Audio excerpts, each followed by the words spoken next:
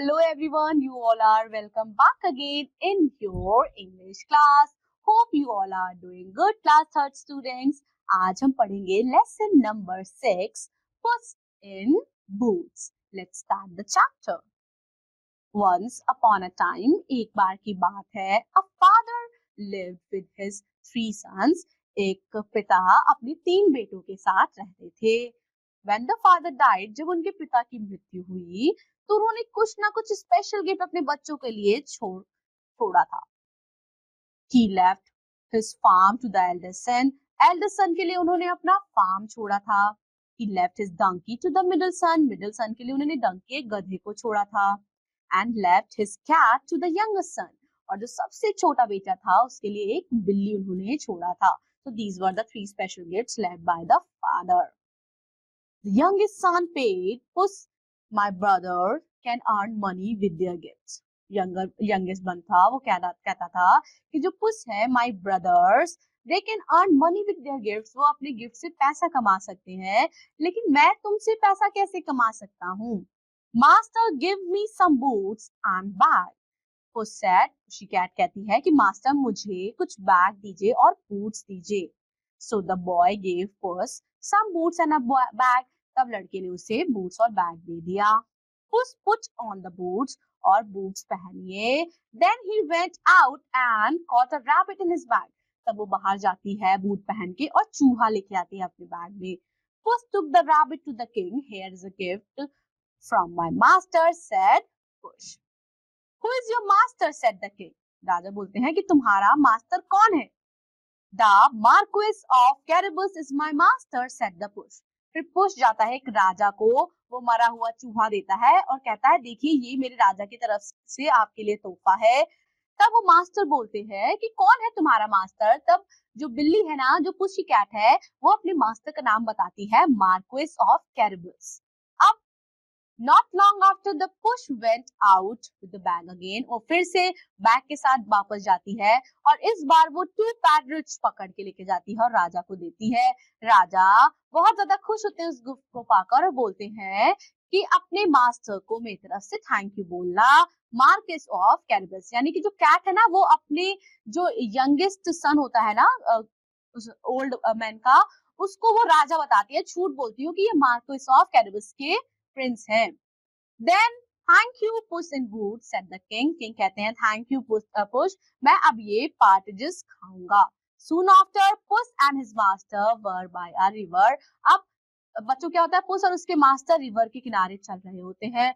Push राजा के carriage को देखता है. The king and the princess were in the carriage. उस कैरेज में राजा और उनकी बेटी रहती है. मास्टर कहता है, Master said the Puss. पुस कहता है master, Take off your clothes and jump into river. अपने कपड़े निकालिए और उस रिवर में कूद जाइए. The puss ran to the carriage. Push carriage की तरफ दौड़ता है.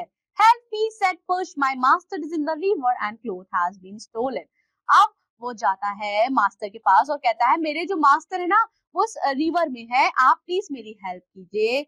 We must help Marquis of Carabas. King कहता है हमें Marquis of Carabas की हेल्प करनी चाहिए. तो किंग के आदमी उसको रिवर से बाहर निकाल के लेके आते हैं, उस यंगेस्ट बॉय को. किंग बोलते हैं हम इसे अपने घर ले जाते हैं और वो उस लड़के को अपने कैरेज में वो रख लेते हैं.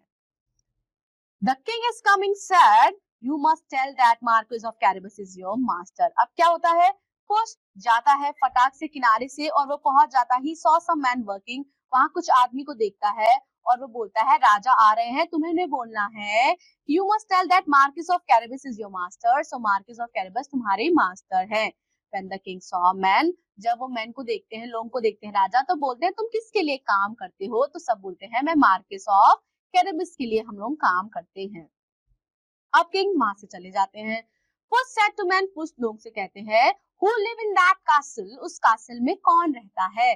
तो लोग बोलते हैं our master live in that castle, he is an ऑज, वो एक ऑज है. पुश जाता है रोड के किनारे किनारे चल के और कैसल में पहुंच जाता है. डोर को खटखटाता है.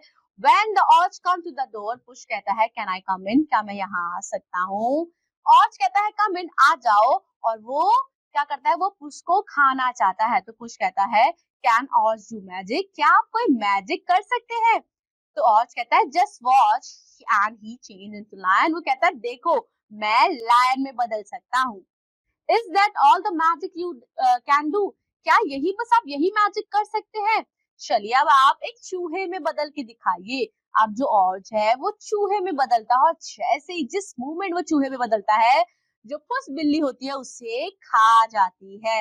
अब क्या होता है, push went to the door, door के पास जाती है। वो देखती है राजा अपनी प्रिंसेस के साथ और मास्टर के साथ आ रहे हैं और वो बोलता है पुश, ये जो कैसल है ये मेरे मास्टर का है। यंग बॉय और प्रिंसेस की शादी हो जाती है और वो उस महल में हमेशा के लिए खुशी खुशी रहने लगते हैं। So the boy, the princess and the king push in boots all lived happily ever after. तो बच्चों आपने समझा ना कैसे जो ओल्ड मैन था उसने क्यों अपने यंगेस्ट बेटे को ये कैट दी, क्योंकि कैट बहुत ज्यादा क्लेवर थी और एट द एंड उसके बेटे की लाइफ उसने सेटल कर दी। This was the end of the story. I hope you had enjoyed learning the story with me. I'll be seeing you in another class. Till then, take care. Bye bye.